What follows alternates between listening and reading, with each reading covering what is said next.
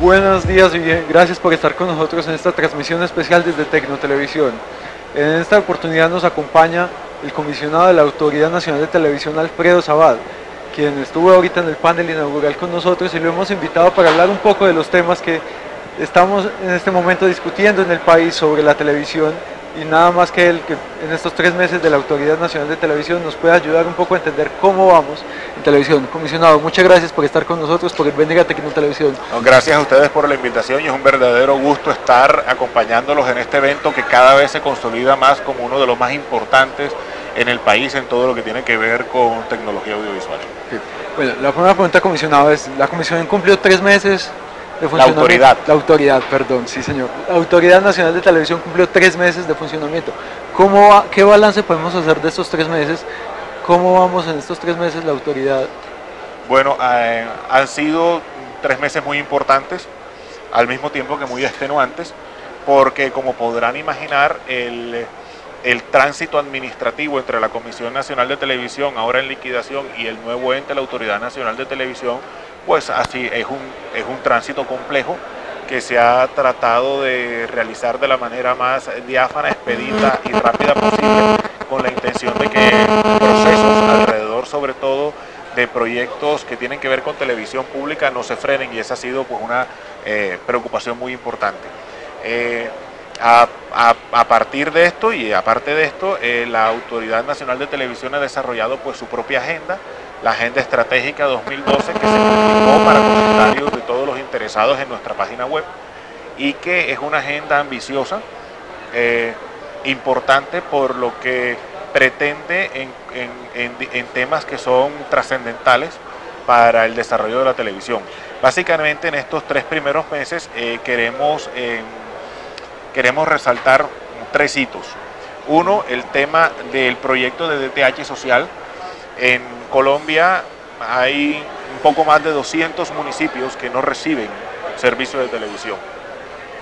Con el proyecto de televisión satelital al hogar, el DTH social, la idea es que los canales abiertos puedan ser sintonizados en cualquier parte del país después de que suben a satélite, y que en toda la geografía colombiana, con unas antenas receptoras, unos decodificadores que esperamos que se oferten a precios muy asequibles e incluso subsidiados para la población colombiana, permitan que todo el país pueda acceder al servicio de televisión.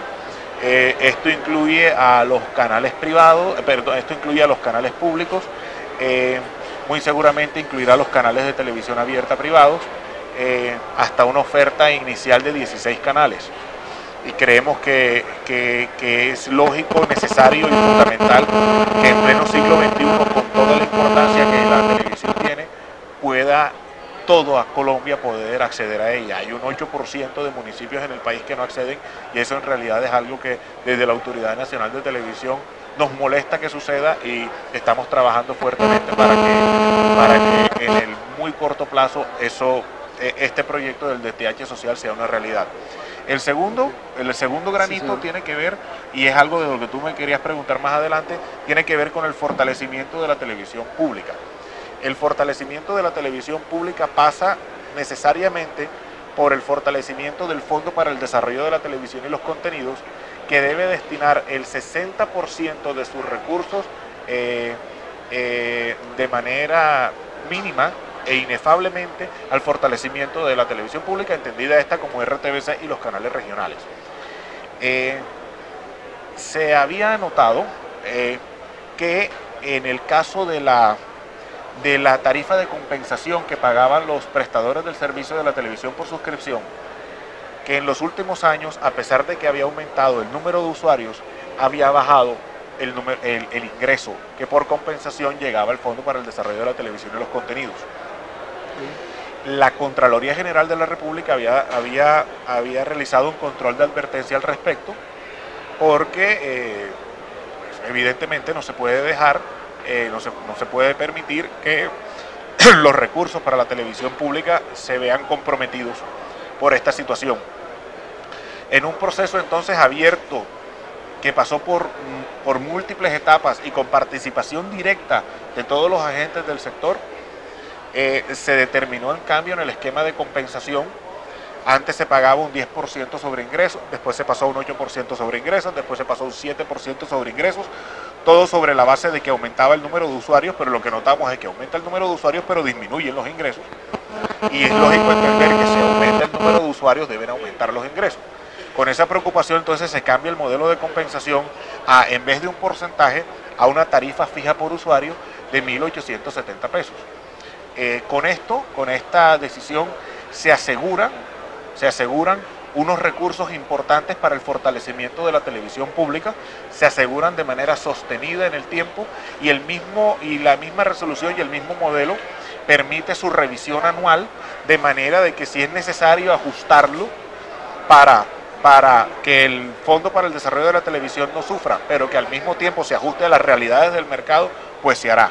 Ese es un segundo hito muy importante. Discúlpeme, lo interrumpo en ese segundo hito, pero una de las preocupaciones de la industria, sobre todo, tuve la oportunidad de hablar con el presidente de UNE, prestador de servicios de TV Paga, y él manifestaba que había una dificultad en esa medida, que ellos estaban en contra, porque al tener una tarifa por usuario y no con el sistema anterior, se iba a disminuir el costo que tenían que pagar por impuesto, y los grandes operadores internacionales que tienen muchos usuarios y que tienen un cobro mayor al de los que prestan para el servicio de la población de estratos bajos. ¿Hasta dónde es cierto ese punto de vista que les disminuye a ellos? Y él daba una cifra, él decía que eran 18.000 millones de pesos los que iban a dejar de percibir el gobierno y la Autoridad Nacional de Televisión con la nueva forma de cobrarle por usuario. Entonces, bueno, hay varias cosas para aclarar, varios puntos para aclarar. Por un lado, la televisión es un servicio público, pero no es un servicio público domiciliario. Por lo tanto, estratificar el servicio de la televisión en la actual reglamentación no es posible. Por otro lado, hay estudios muy claros que determinan que los 4 grandes prestadores del servicio de televisión paga, que son Telmex, UNE, Telefónica y DirecTV, se reparten de manera proporcional su penetración por estrato. De hecho, entre el estrato 1 y el estrato 4, estas empresas, la repartición que tienen de su penetración en el estrato es muy similar. Por lo tanto, no es exacto decir que hay unas empresas que su masa de usuarios está más en un estrato que otras que están en otro. En realidad, y los estudios existen y estuvieron disponibles en la página web de la Autoridad Nacional de Televisión y pudieran estar disponibles nuevamente, no hay problema con ello, muestran que la distribución por estratos es muy similar. Por lo tanto, no es exacto decir que hay un operador que se ve favorecido porque es que su masa está en estratos altos y otro que se ve desfavorecido porque su masa está en estratos bajos. Eso no es cierto. Y hay otra particularidad también, es que en los estudios y las auditorías que se hicieron, se encontró que mientras hay operadores que para estrato 6 cobran 16.000 pesos por el servicio de televisión, hay otros que cobran 78.000 pesos por el mismo servicio. Eso llama mucho la atención porque o no se está cobrando según costos, o existe la posibilidad de que existan subsidios cruzados por el empaquetamiento de servicios. Y todo esto deriva en un detrimento del Fondo para el Desarrollo de la Televisión y los Contenidos. Por lo tanto, después de múltiples estudios, lo que se consideró que era más justo, más equitativo y más claro para el sector es cobrar una tarifa fija por usuario. Ok, bueno, comisionado, ¿cuándo tendremos un tercer canal privado de televisión en Colombia? Esa es una pregunta muy importante y que obviamente acapara la atención pública. Y está incluido dentro de nuestra agenda estratégica, pero es un proceso que hay que llevarlo con mucha calma, con mucho control, muy riguroso y muy minucioso, porque pues ya tenemos la experiencia de lo que pasó en el caso anterior. En estos momentos está abierto el proceso de publicación de prepliegos para comentarios del sector dirigidos a la contratación de la banca de inversión que debe ocuparse de hacer los estudios previos sobre el mercado que permitan determinar la viabilidad de la apertura del mercado para la televisión abierta. Por eso no hemos hablado desde la Autoridad Nacional de Televisión de un número de canales, porque es posible que el estudio de esta banca de inversión nos diga que se puede, que el mercado en Colombia soporta abrir 2 canales más. Entonces tocará pensar en abrir 2 canales más, no uno solo. O puede ser que el estudio diga que en realidad el mercado en Colombia no da para abrir otro canal. No lo sabemos. No queremos aventurarnos a hablar de un número hasta que este estudio de esta banca de inversión no concluya. En estos momentos está en los prepliegos de la contratación de la banca. Después esa banca contratada tiene que hacer su trabajo, para lo cual tendrá un tiempo. Después ese trabajo que entregue, estamos hablando de, siendo realistas, en el caso de un tercer canal, entre 12 y 14 meses. En el mundo ¿El resultado de la banca de inversión o todo el proceso? Total, todo el proceso. Y si la banca de inversión dice que Colombia, el mercado colombiano, tiene capacidad para tener 2 canales más, pues desde la Autoridad Nacional de Televisión tenemos la obligación de revisar muy bien ese estudio para determinar entonces la viabilidad de abrir el mercado a 2 canales más. ¿Pero el proceso se haría a la par o harían primero el tercero y luego el cuarto? No podría contestarte en estos momentos eso. Preferiría más bien la prudencia de esperar los resultados de la banca de inversión. Creería a priori que un proceso de contratación simultáneo de 2 canales puede ser muy complejo y que sería mejor llevarlo escalonadamente, pero eso es un comentario a priori, porque igual necesitamos tener los resultados del estudio para poder tener una decisión final al respecto. Ok, comisionado.